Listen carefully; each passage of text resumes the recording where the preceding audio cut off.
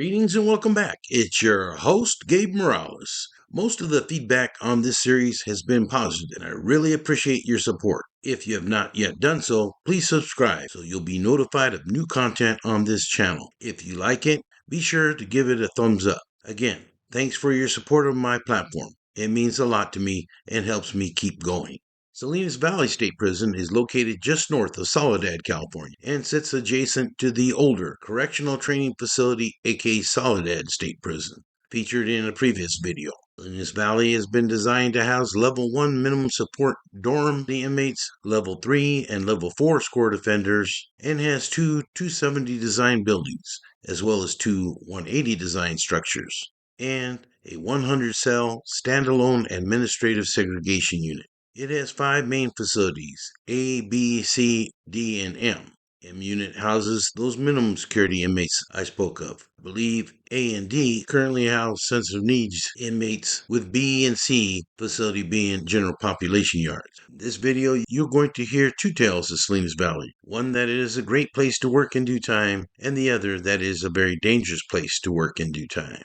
Salinas Valley also has a reputation for being very corrupt. According to DJ Valdica, who started working CDC in 1988, Salinas Valley's Delta Yard was the original home of the Greenwall prison gang. This group, that many say is a figment of imagination, is said to have started on Thanksgiving Day, November 26, 1998, when the Sureños attacked staff on the yard in a riot. Nobody was seriously hurt, but the guards then decided that they would form their own prison gang to fight back. Now, you would think that prison investigators and supervisors would step in right there to put a stop to it, but instead, some of them supported it or even joined this effort. They even created hand signs and a code name, 723, 7 for the 7th letter G in green, and 23 for the 23rd letter of W, as in wall. We even had an official holiday on the 23rd of July, 723. With green decorations, and were a very tight-knit group with gang initiations and everything. Shortly after that, the Green Wall spread like wildfire to other prisons throughout CDC. It is interesting to me that per DJ, his book has been banned from all CDC institutions as being radical propaganda material, and many feel that the Green Wall still exists, although many of them have tried to be even more subversive and act underground. As with most Level 3 and 4 facilities in the California Department of Corrections, there are many street and prison gangs operating within Salinas Valley. I did a recent short video about the Aryan Brotherhood hit and death of Fox Morgan, so I won't get into that too much here. YouTube flagged that one, I think because of the dripping blood I had on the thumbnail, but in my professional opinion, it does not show more violence than any other video I've ever posted that passed their test. YouTube has some good safeguards for kids under 18 not viewing violent content, but I think they went overboard on that conclusion. I appealed, but they still denied me with the viewer discretion caution code, which limited exposure of the video. I think it is one of the best I've ever done on this channel, so please check it out if can, as we say here in Hawaii. I didn't even want to include that show's thumbnail on this video too, but it should be found under Aryan Brotherhood, NLR-related homicide at Salinas Valley State Prison, under Gangsters, Cops, and Politicians.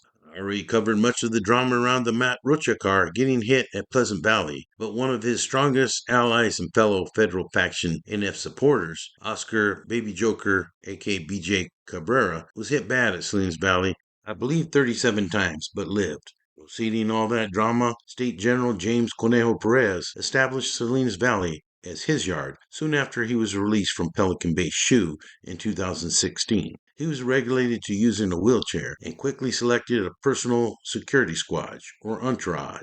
He also had several Norteño Soldado crews working for him and was extremely suspicious of any NSOL or NF who might be loyal to the feds, since he and other state faction NF leaders had signed off on the end of hostilities agreement that got them all freed to general population yards. And in particular, Conejo had a close relationship and agreement with the inmate in regards to drug transactions. These types of dealings were something that the federal faction were strongly against, working with their sworn enemies, the Mexican Mafia, ever since they got into it in the mid-1960s, leading up to the 1968 SHU War at San Quentin, as described in several previous videos. I understand that Conejo would even have NSOLs strip searched just like staff might do, and any insole found to have contraband, hot wheelas, etc., would have that turned over to Conejo. It is said that the state faction of the NF had key workers placed in positions at Salinas Valley, like the program administrators / lieutenant sergeant's office, or in jobs where they had access to security breaches, yard workers, or any job where they could get close to dirty cops that would bring in drugs, cell phones, even unauthorized outside food. Fellow State General Antonio Chucuguien also operated out of the prison, while the third State General, D.C. Cervantes, operated out of Solano.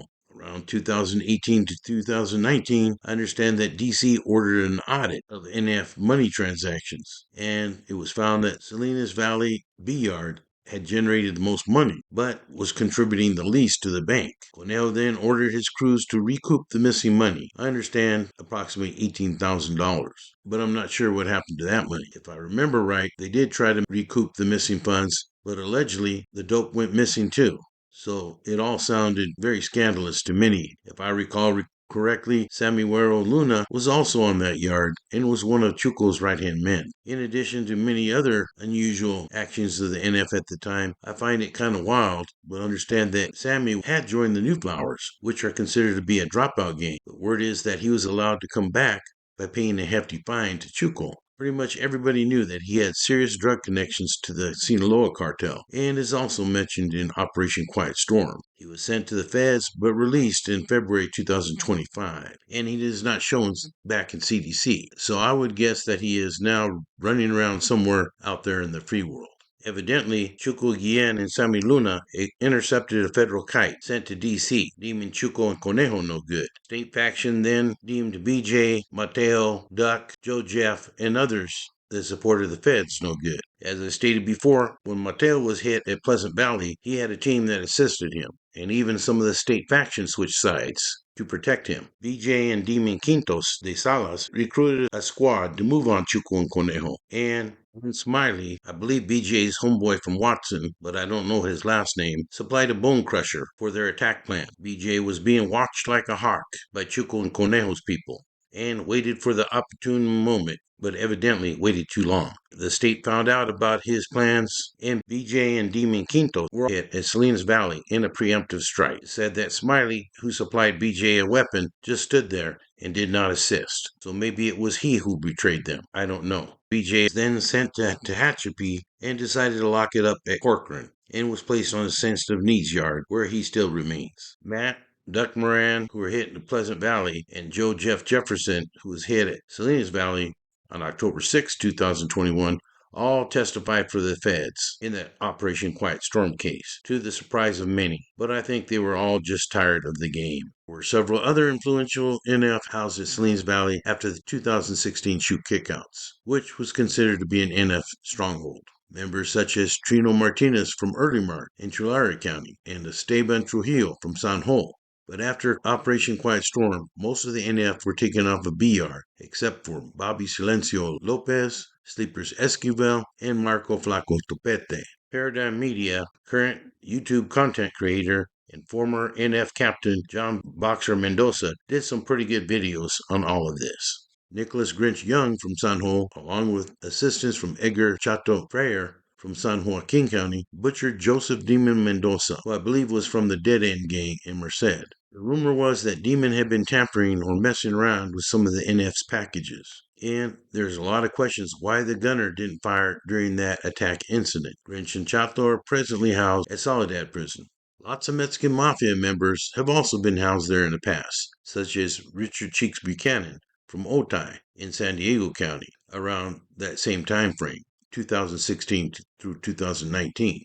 Many Sureños and gang experts consider Salinas Valley to be Cheeks' yard while he was out there. The word is, from people who were there at the time, Cheeks used Fred DeGracia, a rapper from San Diego, with LOD, Legion of Doom, to do a lot of his calls and networking. Now, I'm not saying that De Gracia was a camarada, as he may have been subject to extortion. Everybody knows these prison gangs run the show on level 3 and level 4 GP yards. You don't say no to them and not suffer repercussions. Cheeks is currently housed at Kern Valley State Prison. Like I've stated before, the San Diego car was strong within CDC. Just a week ago, law enforcement announced the arrest of over 3 dozen people in a San Diego operation dubbed Los Impuestos, which means the taxes. And it was stated that some of these individuals had direct ties to La M.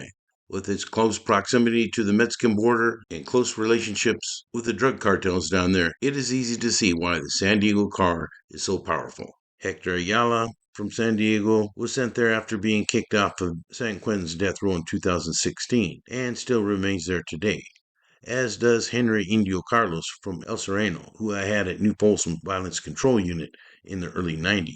Lorenzo Lencho Arias from Verdugo 7th Street Dead President's case is also still housed there, after he was kicked off of death row around 2016 or 17. Johnny Crow Martinez from Orange County was there from at least 2016 through 2021, but appealed his case recently and I believe no longer shows in custody. So he may have won that, or he may be down in the Orange County jail. I have yet to verify that.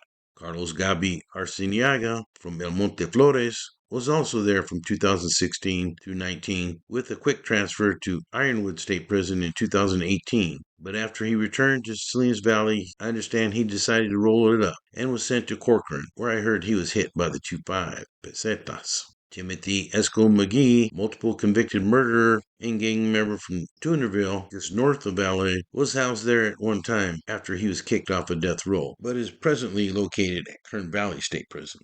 Like I stated, the Mafia and Sureños on that yard had a good working relationship for the most part with the NF and Norteños.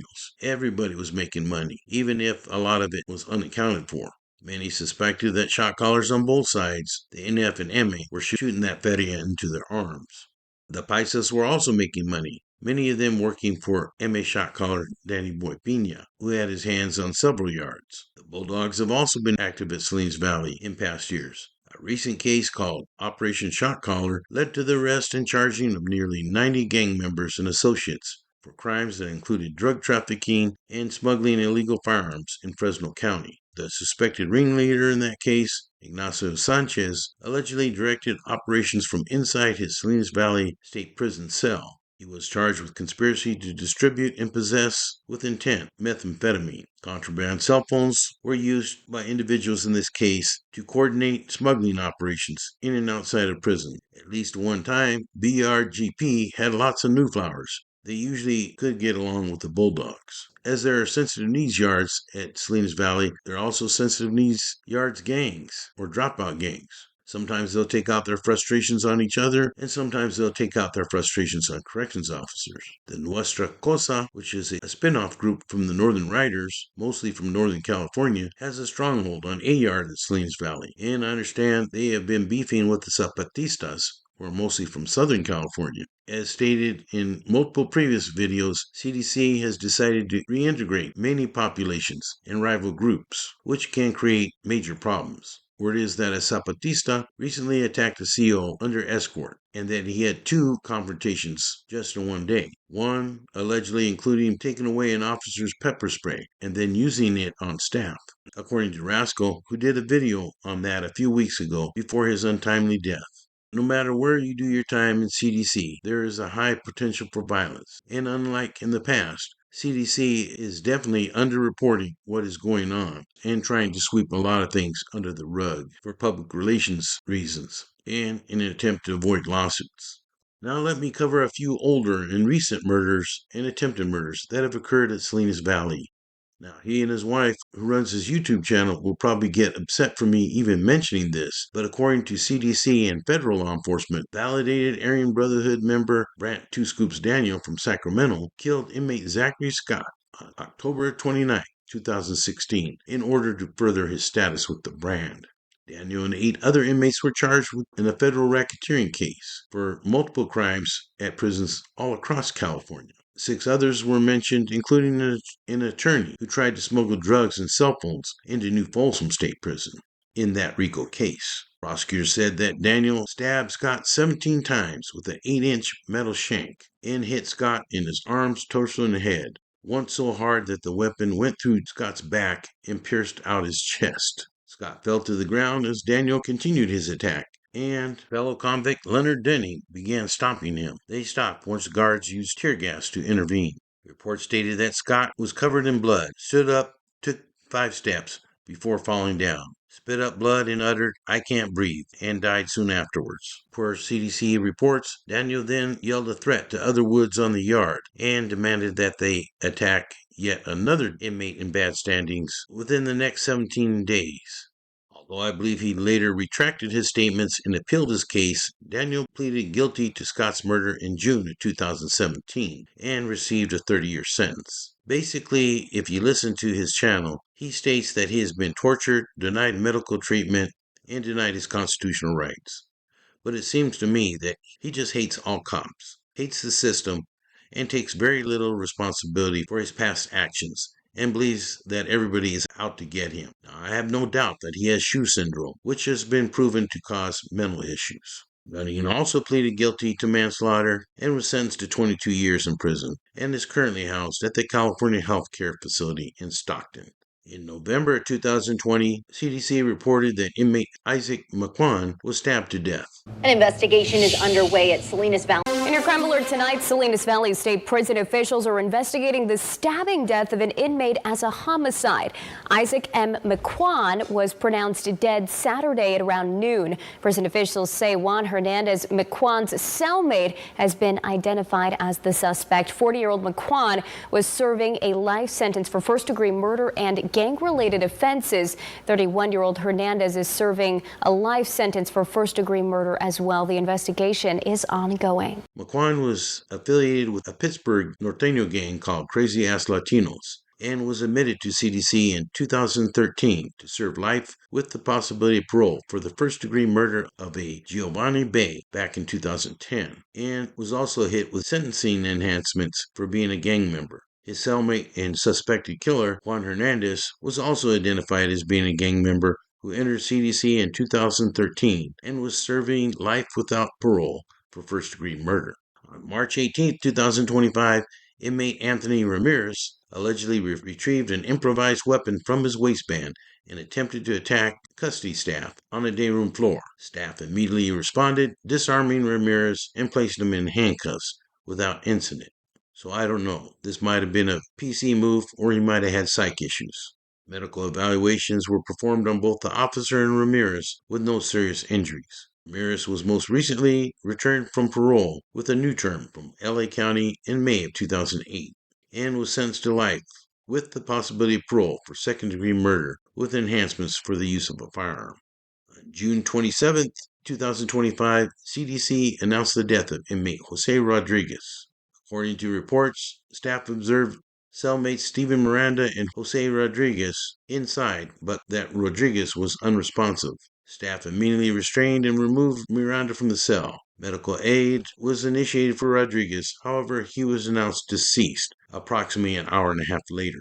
Rodriguez was received from Orange County in October 2019 to serve 15 years for attempted second-degree murder with enhancements for a firearm as well as criminal gang enhancements. Miranda was received from Contra Costa County in June of 2013 to serve life without parole for first-degree murder and being a third striker, as well as a criminal gang enhancement.